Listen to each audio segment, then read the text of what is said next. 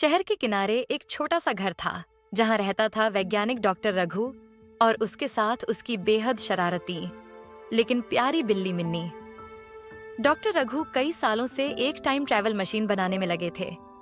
Machine तैयार तो थी, लेकिन अभी उसकी टेस्टिंग बाकी थी और टेस्टिंग से पहले उन्होंने सबको सख्त आदेश दिया था, इस कमरे में कोई नहीं जाएगा। लेकिन भला मिन्नी कब किसी की बात मानने वाली थी। एक दिन डॉक्टर रघु बाजार चले गए। मिन्नी चुपके से लैब में घुस गई। वहां एक अजीब सी चमकती हुई मशीन थी, गोल घूमती हुई और बीच में एक बड़ी लाल बटन। मिन्नी ने बटन पर पंजा रखा।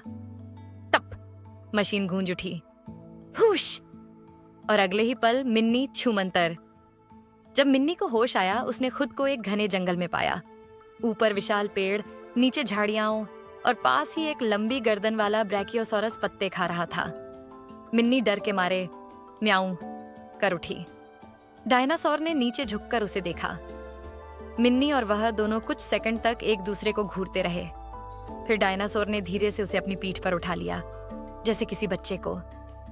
मिन्नी को मजा आने लगा। उसने इतने ऊंचे से दुनिया कभी नहीं देखी थी। लेकिन तभी धरती कांपने लगी। एक टी-रेक्स आया, गरजता हुआ।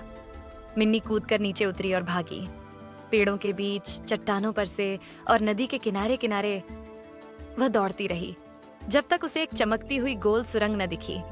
टाइम मशीन का फिर से खुला हुआ पोर्टल। वह बिना सोचे उसमें कूद गई। यह जगह बिल्कुल अलग थी।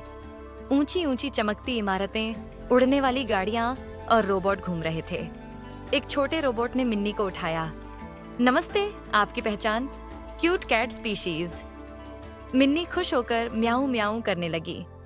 रोबोटों ने उसका इलाज किया, उसे खिलाया पिलाया और फिर उसे पोर्टल तक ले गए।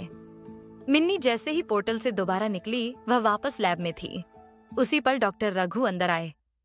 मिन्नी, तुम यहाँ क्या कर रही? वह बोलते बोलते रुक गए, क्योंकि मिन्नी के सामने पड़े उसके पैरों के नीचे भविष्य का एक चमकता हुआ रोबोटिक खिलौना था। डॉक्टर रघु ने हैरान होकर उसे उठाया। मतलब, तुम सच में टाइम ट्रैवल करके आई हो? मिन्नी गर्व से छाती फुलाए म्याऊं बोली। और उस दिन से डॉक्टर रघु ने मशीन को लॉक कर दिया। लेकिन मिन्नी, वह अब भी कभी कभी उस मशीन को घूरती रहती, जैसे कह रही हो, अगली एडवेंचर कब है?